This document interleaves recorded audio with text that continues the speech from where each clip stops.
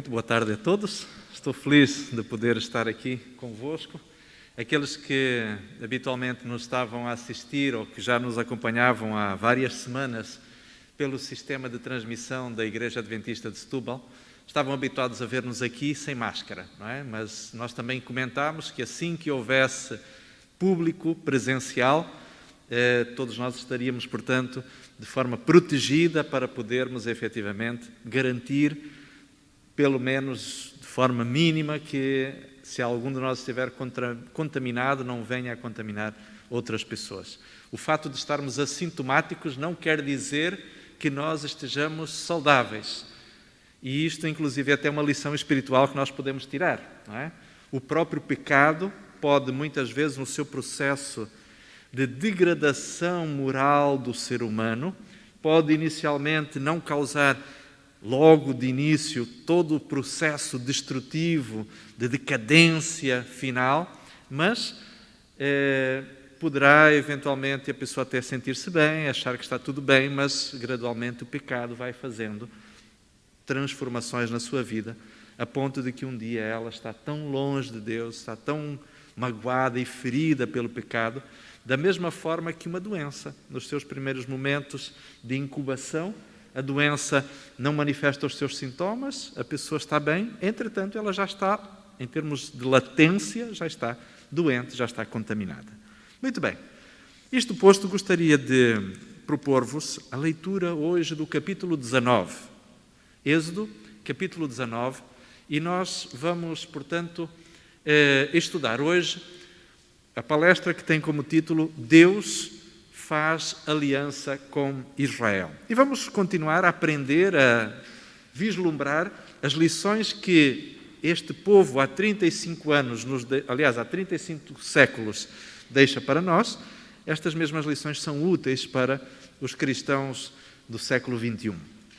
E então, o texto começa por dizer no verso 1, Êxodo, capítulo 19, verso 1, e eu vou pedir a ajuda da técnica porque o meu comando já não está novamente a funcionar, mas certamente poderão me auxiliar.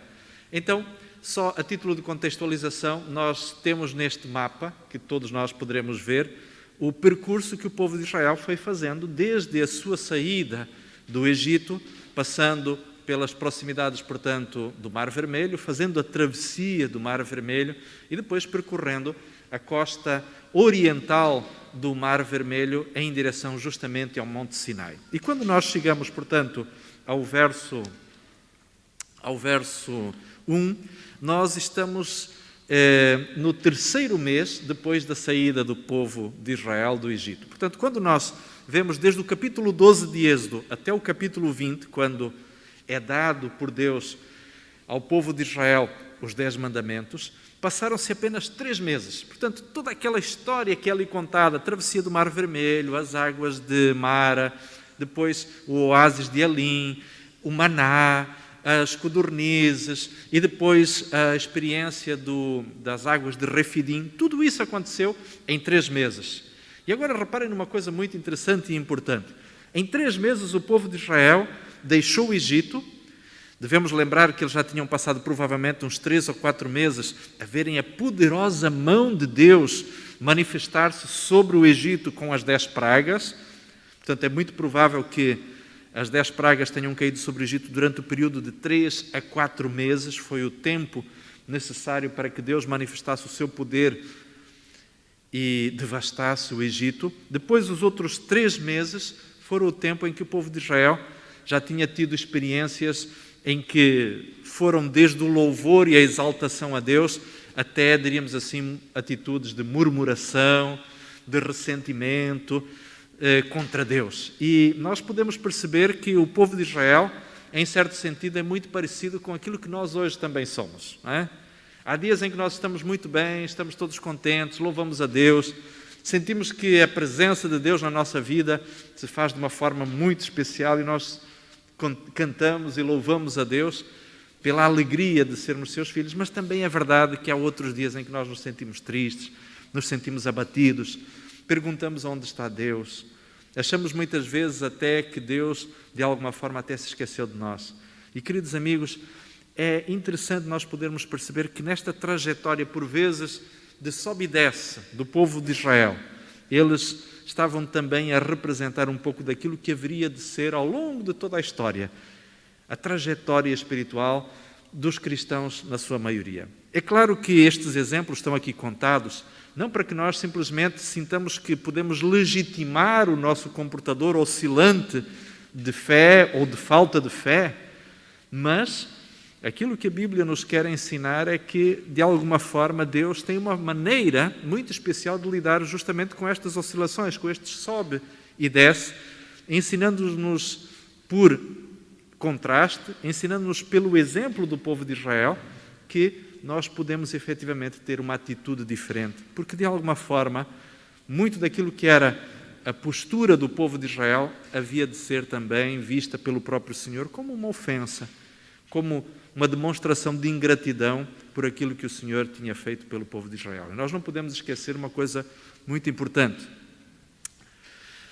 O Senhor mimava aquele povo, fazia com que durante o dia eles estivessem cobertos por uma nuvem que os protegia do sol inclemente do deserto. À noite, quando o sol se punha e a temperatura do deserto baixava vertiginosamente, Deus fazia com que uma nuvem, aquela mesma nuvem que tinha estado a protegê-los durante o dia, à noite ela se transformava numa nuvem ou numa coluna de fogo que não só iluminava o acampamento, mas também aquecia o próprio acampamento.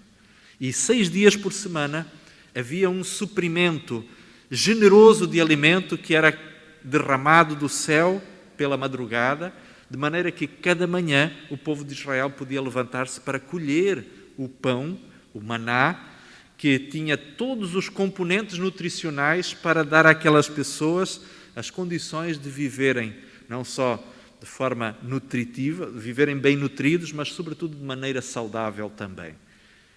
E é interessante que em todas estas demonstrações de cuidado e de atenção da parte de Deus, ainda assim o povo de Israel muitas vezes se perguntava se Deus estava com eles, como nós vimos na semana passada, a situação em que o povo tentou a Deus, conforme foi descrito no texto que lemos de Êxodo capítulo 17, e nós vamos perceber que exemplos servem para nós hoje, percebermos que cada um de nós também é diariamente abençoado por Deus com um sem número de bênçãos, que porque de alguma forma nós damos por adquirido tudo isto, achamos que já não são efetivamente bênçãos. O fato de termos uma casa, o fato de vivermos com algum conforto, o fato de termos alimento nas nossas despensas para suprirmos as nossas necessidades, o fato de termos saúde. E certamente cada um de nós está consciente da bênção que é estarmos neste momento saudáveis. Isto é um motivo, efetivamente, da grande graça de Deus. E ainda assim, às vezes, à semelhança do povo de Israel, nós reclamamos com Deus. Deixem-me dizer-vos uma coisa muito interessante que há algum tempo atrás tive a oportunidade de constatar numa reunião que tive com colegas, outros colegas aqui da região de Lisboa. Sabem que durante todo este tempo, até agora, na nossa igreja, nenhum pastor foi infectado. Isto é um motivo de graças a Deus, não é? O que quer dizer que Deus tem permitido a estes homens e a estas mulheres também, porque temos entre nós algumas irmãs que são obreiras, tem-nos permitido, mesmo nós muitas vezes estando a lidar com muitas pessoas, mas tem-nos permitido mantermos-nos saudáveis para podermos continuar a fazer o trabalho. Digo-vos, muitas vezes sinto-me profundamente cansado por muitas horas de trabalho. É verdade que não saio tantas vezes de casa como saí há algum tempo atrás, mas a verdade é que também a gente trabalha mais horas e por mais tempo e de forma constante e intensa, e só nos damos conta ao final do dia do quão cansados estamos, de quantas reuniões, de quantos afazeres, de quantos compromissos acabamos por, através das tecnologias, atender e cumprir. Mas uma coisa interessante, estamos cansados, mas não estamos doentes. Podemos estar fatigados, mas não estamos abatidos. E isto tudo, queridos irmãos e amigos, o fato de aqui estarmos nós, hoje, é um sinal de que Deus Tem cuidado de cada um daqueles que aqui estamos. Tem cuidado daqueles que nos estão a assistir. Tem cuidado das nossas famílias. Tem cuidado dos nossos amigos. E a gente diz assim, bom, mas talvez tem cuidado, mas nós também temos feito a nossa parte. Ok, é verdade. É importante, e reparem, em grande medida aquilo que Deus está a fazer pelo seu povo é também dar aos homens conhecimento para nós podermos efetivamente também nos protegermos destas situações de pandemia. A Bíblia diz-nos que Deus abençoará aqueles que estiverem confiantes na sua palavra, mas Deus não nos convida a acreditarmos que apenas confiando na sua proteção sobrenatural, não fazendo a nossa parte, nós estaremos, portanto, seguros. Porque isso sim, isso é tentar ao Senhor.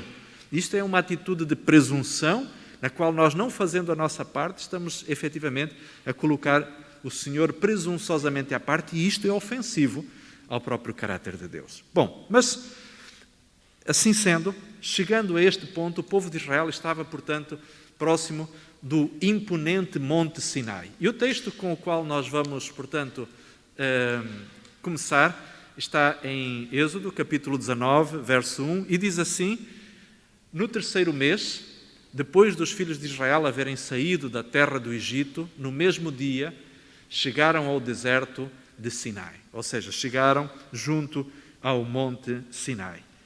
E como dizíamos há pouquinho, muitas coisas tinham acontecido naqueles cerca de 90 dias.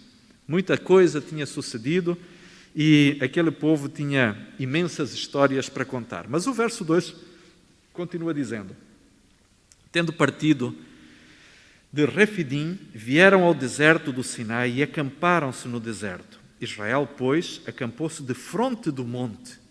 E subiu Moisés a Deus, o Senhor, o chamou do monte, dizendo: assim falarás à casa de Jacó e anunciarás aos filhos de Israel. E agora reparem uma coisa muito interessante. Certamente, lembram-se ainda, quando há várias semanas atrás nós estávamos a estudar o capítulo 13 e o capítulo 4 de Êxodo. Deus fez uma promessa a Moisés que ele haveria de voltar àquele mesmo monte para, com o seu povo, com a nação da qual ele era membro, adorar ao Senhor. Ou seja, Moisés tinha visto a sarça arder junto à encosta do Monte Horebe. Mas o Monte Horebe é também o mesmo nome dado ao Monte Sinai. Portanto, a promessa de Deus foi: tu vais voltar novamente a este mesmo lugar para, não sozinho, mas juntamente com o povo que haverás de libertar, para me adorarem, diz o Senhor. E ali agora, cerca de 1 ano depois, ali estava Moisés cumprindo, ou vendo cumprida a palavra do Senhor, a promessa do Senhor. E o verso 5 continua, pois, dizendo: se diligentemente vós, dirigindo-se ao povo, ouvirdes a minha voz e guardardes o meu concerto, então sereis a minha propriedade peculiar e entre todos os povos, porque toda a terra é minha. E o verso 6 diz: e vós me sereis um reino sacerdotal e um povo santo. E agora então, Deus vai dar ao povo de Israel algumas indicações. Vai dar a Moisés algumas indicações para que o povo de Israel pudesse se preparar para poder fazer parte, efetivamente, da aliança. E nós vamos agora saltar até o verso 10, onde Deus diz a Moisés o seguinte: vai ao povo e santifica-os hoje e amanhã, e lavem eles os seus vestidos. É uma coisa muito interessante. Deus normalmente associava a ideia de santificação com lavagem, higienização do corpo e das roupas. É muito interessante percebermos esta analogia. A sujidade, de alguma forma, sempre foi um símbolo de pecado. A falta de cuidado com o nosso corpo é vista por Deus como um sinal, efetivamente, de desrespeito para com aquele que é propriedade do Senhor. O nosso corpo não é nosso. Alguns jovens dizem: eu se quiser fazer uma tatuagem, ou pôr um piercing, ou pôr um brinco, ou pôr um esticador, um alargador, é o meu corpo. Não, não é o meu corpo. A Bíblia diz muito claramente que nós fomos criados por Deus e o nosso corpo pertence ao Senhor. Nós somos habitação do Espírito Santo. E, além do mais, fomos comprados pelo sangue de Cristo. Além de sermos propriedade por criação de Deus, ainda fomos resgatados pelo sangue de Cristo. Quer dizer, portanto, que o nosso corpo não é nosso corpo.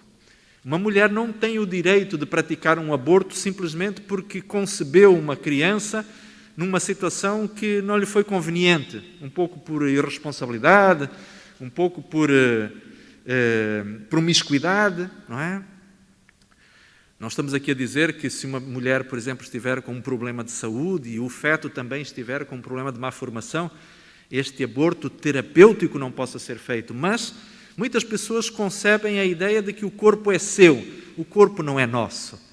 E quando nós descuidamos o nosso corpo, descuidamos a nossa aparência, nós estamos a desonrar a Deus.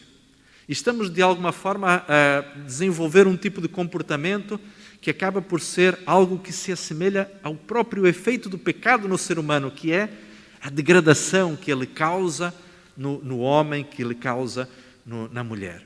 E agora aqui reparem numa coisa muito importante. A Bíblia mostra-nos que nós devemos ter um equilíbrio. Nós não devemos nem ser vaidosos, ou seja, colocar o nosso eu, a nossa aparência no pedestal de adoração do nosso coração, mas ao mesmo tempo também não devemos deixar de ser suficientemente cuidadosos para que o nosso corpo, a nossa aparência reflita efetivamente o Deus a quem nós adoramos. Porque nós não podemos esquecer de uma coisa. Nós somos, como já vimos aqui, sacerdotes do Senhor. Deus deseja que o seu povo seja um reino sacerdotal. Nós somos príncipes, filhos de Deus, do Rei do Universo. E como tal, devemos conduzir-nos com a dignidade necessária. A aparência, no modo de nos comportarmos. É verdade que não devemos ir de fato e gravata para a praia.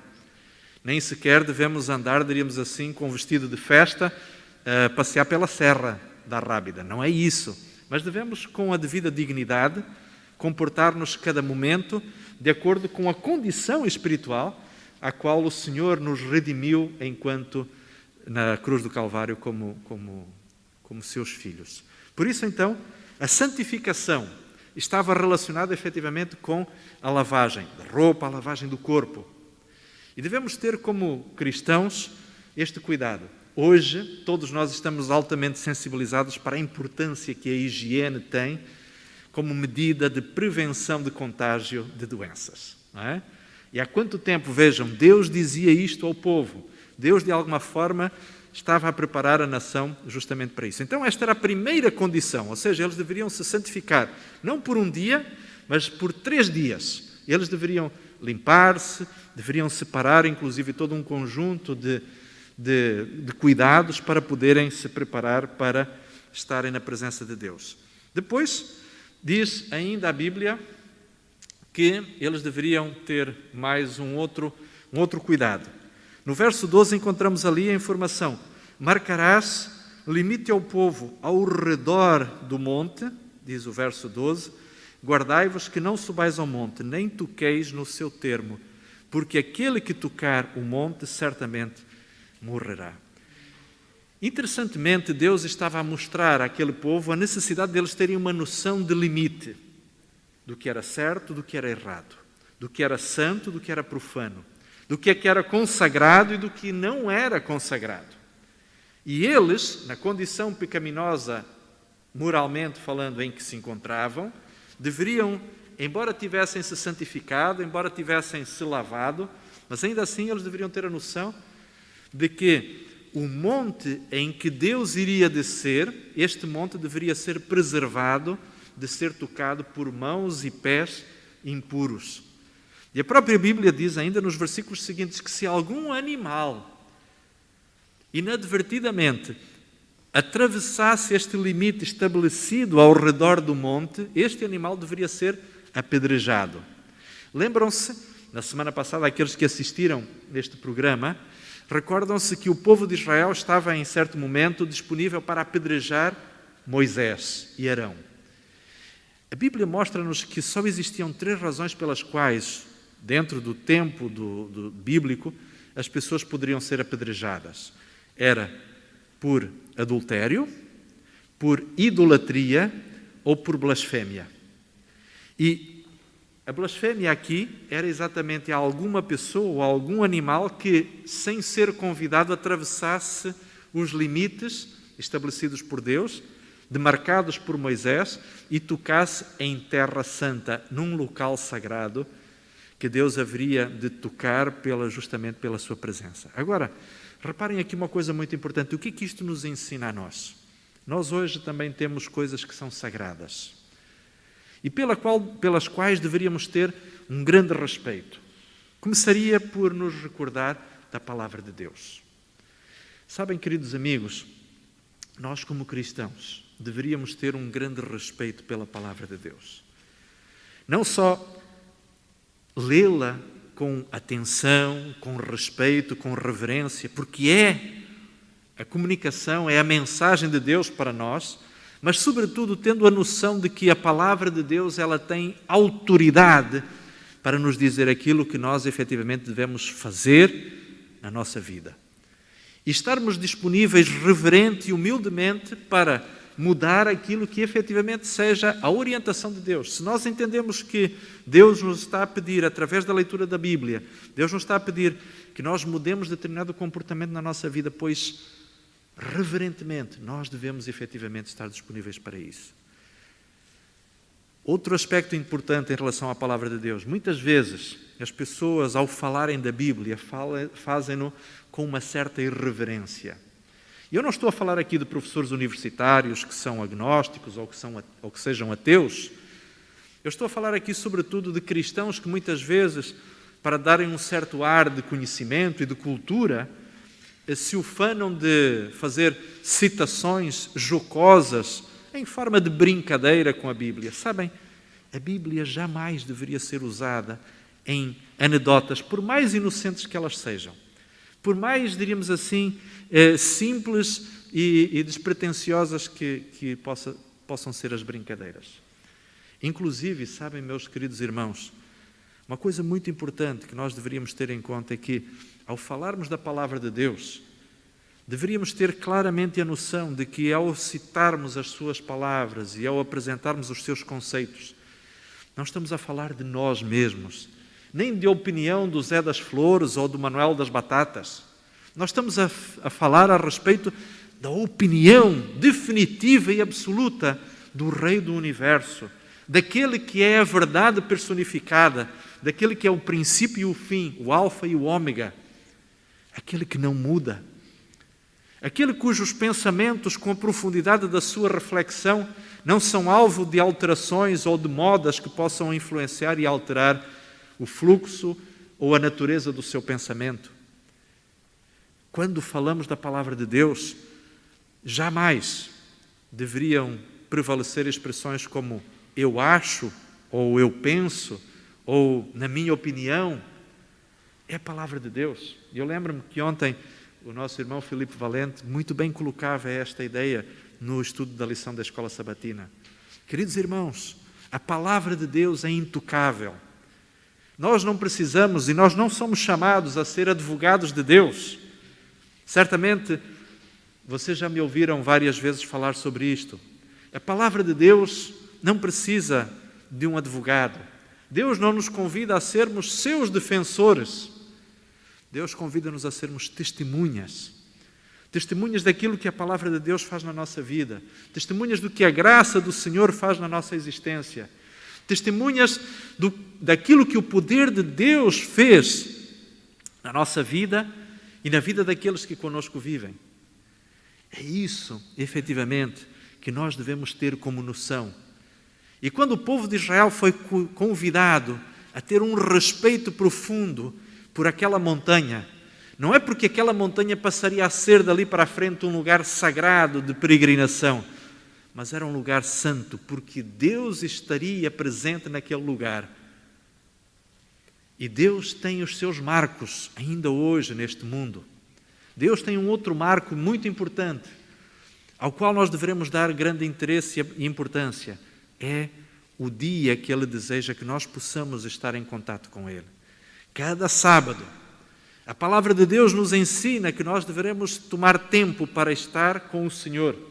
Esta é a razão pela qual a sexta-feira é chamada na Bíblia do dia da preparação, porque como dia de preparação, este dia deveria ser usado para que todos os detalhes fossem acertados, para que no sábado então não houvesse atividades extra que pudessem comprometer o relacionamento, o convívio do povo com o seu Deus. E queridos amigos, imaginem como Deus olha hoje para o mundo cristão e vê as pessoas, muitas delas, muitos cristãos honestos e sinceros, pessoas que amam honestamente a Deus, que do fundo do seu coração desejam fazer a vontade do Senhor, mas que de alguma forma estão enganadas em relação à ideia de que o quarto mandamento, por alguma razão, tenha perdido a sua validade na cruz com Cristo. Meus queridos amigos, isto é uma mentira satânica. Esta é uma ideia que o inimigo tem usado para envolver o mundo cristão. E há muitos séculos, muitas pessoas perderam de vista este conceito. Esquecem-se de que o sábado não foi dado ao povo judeu, o sábado foi dado à humanidade. Os primeiros guardadores do sábado foram exatamente Adão e Eva, e os seus filhos, e os filhos dos seus filhos, e a geração de todas as outras pessoas, até que finalmente chegou Abraão, mas que ele também continuava a guardar este mesmo dia, porque este dia lembra-nos do nosso Criador. Este dia é um momento especial para nós nos encontrarmos efetivamente com o nosso Redentor. E nos lembra também a respeito do que será a vida, como ela sempre deveria ter sido, uma vida de paz, uma vida de harmonia, uma vida de confiança no Senhor. O sábado tem estas três dimensões. A dimensão da criação, porque nos lembra quem Deus é para nós, o nosso Pai, o nosso Criador, e alguém que sabe quem é o seu Criador, alguém que tem a noção de quem é o seu Pai, certamente tem uma autoestima e uma noção muito clara de qual é o seu papel, qual é a sua razão de existir neste mundo. Aquele que guarda o sábado também entende a dimensão redentiva que existe em Jesus Cristo, porque pela fé nós deixamos de trabalhar no sábado, confiando de que Deus nos vai sustentar. Mesmo não trabalhando um dia na semana, ainda assim seremos abençoados e sustentados pelo Senhor. Por isso o sábado sempre teve a dimensão da fé, a fé num Redentor, a fé num Deus que provê os recursos. Em Êxodo, capítulo 16, esta ideia estava muito clara. Quando Deus dizia ao povo, vocês na sexta-feira colham o maná a duplicar e confiem que o maná que de um dia para o outro se estraga, excepcionalmente de sexta para sábado, não se vai estragar. E este era um elemento de fé. Algumas pessoas, por vezes, alguns cristãos muito bem intencionados, dizem, guardar o sábado é um sinal de legalismo. É a ideia de que a pessoa está a querer conquistar a salvação pelas obras. Não é isso. Longe disso. O sábado é uma demonstração, guardar o sábado, reverenciar o Senhor no sábado, é uma demonstração de fé. E aqueles que têm muitas vezes que pôr a sua fé tão alto, a ponto de estarem disponíveis para deixarem um trabalho bem remunerado, porque o seu patrão os obriga a trabalhar durante as horas de sábado.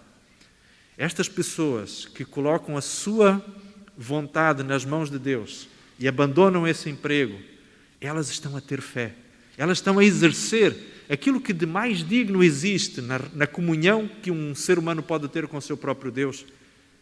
Porque a Bíblia diz, em Hebreus capítulo 11, verso 6, que sem fé é impossível agradar a Deus.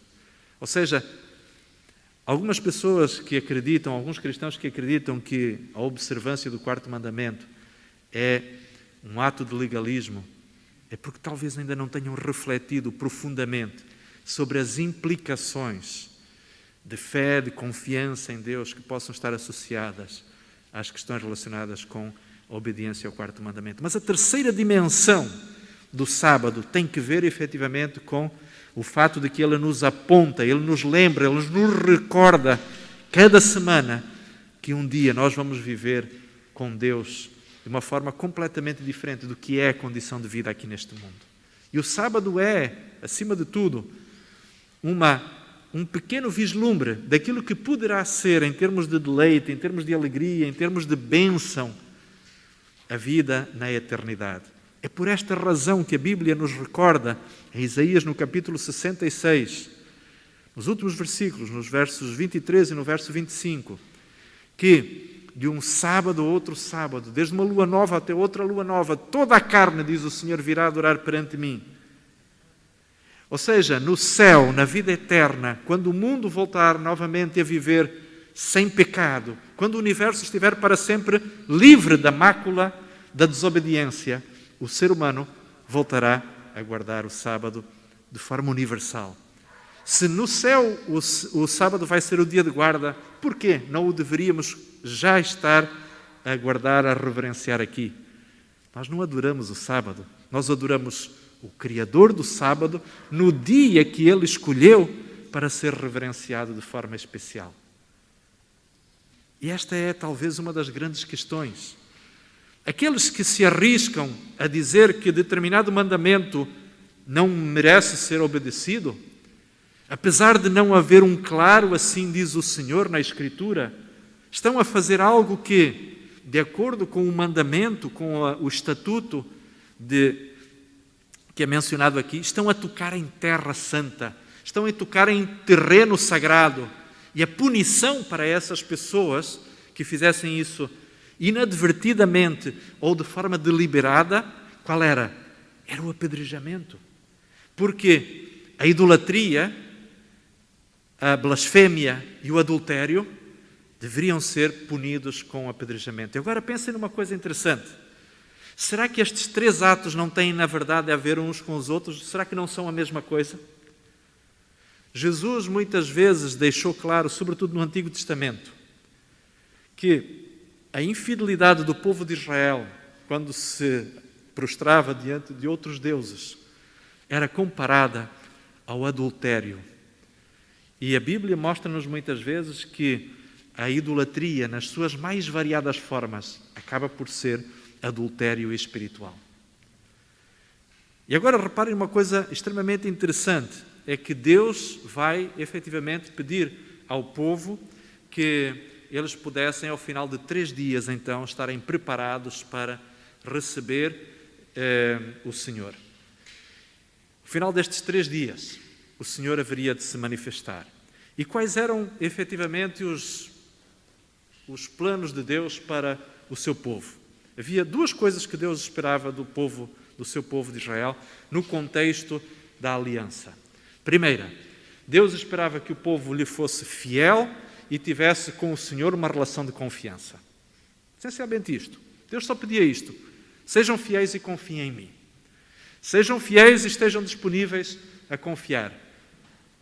Ou seja, quando for necessário, sendo fiel e confiando, a obediência seria uma experiência natural. E o segundo aspecto, Deus esperava que o povo fosse, efetivamente, um povo sacerdotal. E o que é que isto queria dizer? Quando nós lemos há pouquinho no verso 6, percebemos Deus dizer efetivamente isto ao povo de Israel: vocês serão um reino sacerdotal e um povo santo. O que é que isto queria dizer? Bem, dentro da nação de Israel, o sacerdote tinha a seguinte função. Ele era um representante de Deus diante do povo e ele intercedia pelo povo diante de Deus. Esta era a razão pela qual os sacerdotes, e sobretudo o sumo sacerdote, que se vestiam de uma forma tão elegante, porque imaginem, vestir-se de branco num lugar desértico onde facilmente as pessoas se podiam sujar, era, diríamos assim, um símbolo de estatuto social superior. Quem se veste de branco é quem pode efetivamente manter imaculadas as suas roupas. E vestir-se de branco era porque aquela pessoa tinha um estatuto social e económico superior, não precisava dedicar-se ao trabalho manual, porque imaginem o que é nós irmos trabalhar numa carvoaria com roupa branca, ou irmos trabalhar numa construção com roupa branca, ou irmos rachar lenha com roupa branca. Era para ficar imediatamente suja, não é? Eu, quando vou fazer algum trabalho manual, normalmente levo uma roupa que se pode sujar facilmente e se ficar manchada, pronto, não vou ficar penalizado, não é? Mas aqueles homens usavam roupas brancas. O sumo sacerdote, quando nós pensamos no sumo sacerdote, ainda percebemos que a sua roupa era mais elaborada, mais rica. As cores do sumo sacerdote, da roupa do sumo sacerdote, todas elas tinham um significado. A túnica que estava por cima da túnica branca do sumo sacerdote era uma túnica de cor azul. E não sei se os irmãos sabem, a cor azul não é uma cor que esteja facilmente presente na paisagem desértica. A única cor azul numa paisagem desértica é a do céu. E quando o azul está presente na roupa de alguém é porque ela representa justamente o lado celestial. E o azul na roupa do sumo sacerdote, e o azul inclusive na própria cultura judaica, representa efetivamente a dimensão celestial. Mas há um outro aspecto muito interessante, é que por cima da túnica do sumo sacerdote existia uma outra sobretúnica que era de cor púrpura. E aqueles que gostam de misturar cores e de pintar sabem que a cor púrpura é o resultado da mistura de duas cores, o vermelho e o azul. O vermelho, no contexto sacrificial, representava o quê? O sangue. E o sangue representava justamente a propiciação dos nossos pecados. Mas, como o sangue estava misturado com o azul do céu, havia aqui uma lição cromática muito simples que era ensinada. É que a nossa redenção vem de onde? Vem do céu. Jesus Cristo, o Messias, que haveria de vir em forma humana, era de procedência celestial. Imaginem aqui a beleza destas pequenas lições que nós encontramos apenas nas cores do santuário. Nós não vamos falar agora exatamente sobre isso. Quando falarmos sobre o santuário, a construção do santuário, quando chegarmos a Êxodo capítulo 25, vamos falar um pouquinho sobre o significado das cores e outros detalhes interessantes nós podemos ver ali no santuário. Mas isto para nós percebermos uma coisa: o sumo sacerdote e os sacerdotes vestiam-se de uma forma elegante, de uma forma que mostrava o estatuto social superior que eles tinham, porque eles eram representantes de quem? De Deus. Mas como é que os sacerdotes andavam normalmente? O que é que eles traziam nos pés? Nada. Andavam descalços. Qualquer pessoa do povo de Israel tinha uma sandália. Por mais velha que fosse, um dos sinais de pobreza extrema era andar descalço. Esta é uma das razões pelas quais ainda hoje, entre o povo do Oriente Médio, atirar o sapato em alguém é uma ofensa tremenda, não é? Existem outros aspectos culturais associados, mas a pessoa que andava descalça é porque era de uma pobreza extrema. E agora então reparem o contraste do sacerdote que se vestia de forma elegante, mas que andava descalço. Isto lembrava-nos que ele representava o povo diante de Deus, aliás, representava Deus diante do povo, porque era um representante de Deus, mas ao mesmo tempo ele também representava diante de Deus o povo na sua condição pecaminosa, na sua condição miserável, na sua condição altamente necessitada da graça e da misericórdia de Deus. Queridos amigos, é este o tipo de ministério ao qual cada um de nós é convidado a participar. Quando nós vamos a 1 Pedro capítulo 2, verso 9, nós vamos encontrar esta mesma ideia ser apresentada pelo apóstolo Pedro aos cristãos, aos membros da igreja cristã do primeiro século. Quando o apóstolo Paulo apresenta esta ideia, o apóstolo Pedro, aliás, apresenta justamente esta ideia, que era uma ideia que vinha desde os tempos do Antigo Testamento, desde os tempos da aliança do povo de Israel com o Senhor, quando ele diz: mas vós sois geração eleita, vós sois o sacerdócio real, a nação santa, o povo adquirido para que anuncieis as virtudes daquele que vos chamou das trevas para a sua maravilhosa luz. Queridos amigos, nós somos aqueles que deveríamos andar elegantemente vestidos, mas com os pés descalços. Aqueles que representam diante do universo e diante do planeta as virtudes do caráter de Cristo, mas que ao mesmo tempo também imbuídos da mansidão e da humildade do Senhor Jesus Cristo, devem viver com a convicção de que eles mesmos, por mais semelhantes a Cristo que sejam, ainda assim são pecadores que necessitam da redenção do sangue de Cristo, tal qual o mais terrível e miserável pecador deste mundo. Queridos amigos, quando nós, como cristãos, formos capazes de viver, diríamos assim, de nos investirmos da justiça de Cristo, de nos revestirmos das virtudes do caráter do Senhor Jesus Cristo, do nosso Mestre, mas nos comportarmos com a mansidão e humildade, característica do comportamento de Jesus, acreditem uma coisa, meus prezados irmãos, as conversões ao nosso redor serão muito mais numerosas do que aquelas que temos presenciado até agora. E sabem,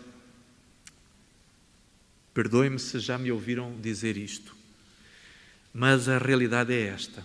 O tempo que nós estamos a viver hoje é um tempo de grande solenidade, de grande importância. Porquê? Porque as circunstâncias nas quais o nosso planeta está mergulhado conseguiram eficientemente despertar mais consciências do que os 160 anos de ministério evangelístico que a Igreja tem feito, com milhares e milhares de séries evangelísticas que têm sido feitas pelo mundo afora.